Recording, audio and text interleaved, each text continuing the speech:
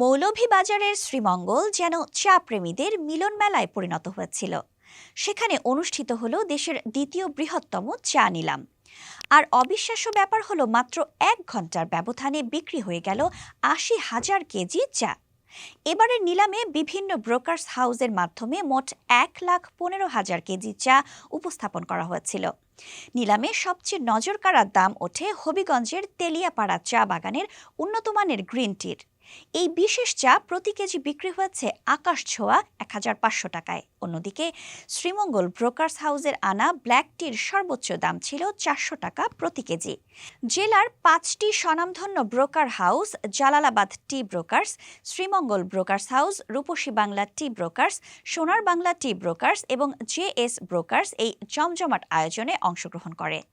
চা সরবরাহের ক্ষেত্রে শ্রীমঙ্গল ব্রোকার্স হাউস ছিল শীর্ষে। তারা একাই ৮২,১০২ কেজি চা নিলামে নিয়ে আসে। এরপর জালালাবাদ ব্রোকার্স ২৪,৯৯০ কেজি, রূপসী বাংলা ৫,০০৬ কেজি, সোনার বাংলা ২,৬৮৯ কেজি এবং জেএস ব্রোকার্স তুলনামূলকভাবে কম মাত্র ৫০ কেজি চা নিলামে তোলে।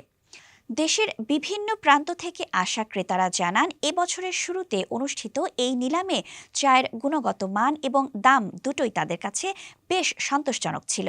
আর সেই কারণেই বিপুল পরিমাণে চা বিক্রি হয়েছে বলে তারা মনে করেন। এম আর খান চা বাগানের ব্যবস্থাপনা পরিচালক সিরাজুল ইসলাম চৌধুরী এই উদ্যোগের ভূয়সী প্রশংসা করেছেন। তিনি আশাবাদ ব্যক্ত করে বলেন, যদি দেশের সব চা বাগান এই নিলামে অংশ নেয় তাহলে শ্রীমঙ্গল অচিরেই দেশের সবচেয়ে বড় চা নিলাম কেন্দ্রে পরিণত হবে।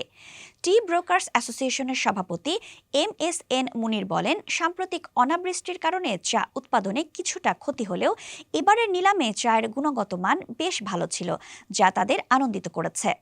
বাংলাদেশ চা বোর্ডের সর্বশেষ তথ্য অনুযায়ী ২০২৫-২৬ অর্থ বছরে দেশের ৩টি প্রধান চা নিলাম কেন্দ্রে মোট ১২২টি নিলাম অনুষ্ঠিত হওয়ার কথা রয়েছে। এর মধ্যে চট্টগ্রাম ও শ্রীমঙ্গলে সমান ৪৮টি করে এবং পঞ্চগড়ে ২৬টি নিলাম আয়োজনের পরিকল্পনা রয়েছে। শ্রীমঙ্গলের এই সফল নিলাম নিঃসন্দেহে দেশের চা শিল্পে একটি নতুন উদ্দীপনা সৃষ্টি করেছে।